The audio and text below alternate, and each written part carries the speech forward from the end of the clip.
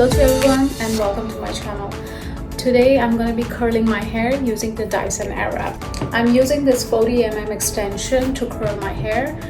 This is kind of the different technique of curling the hair using Dyson, which will give you a soft and wavy curls. So let's start.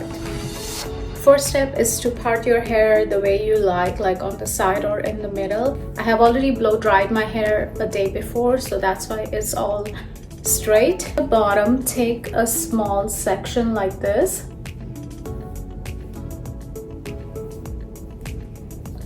Grab the rest of the hair and just using a hair clip,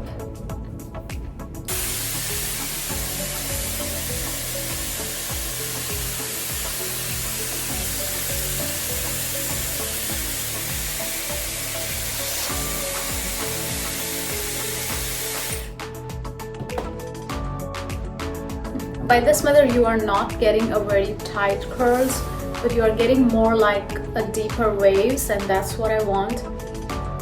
Just trust the process and let's go.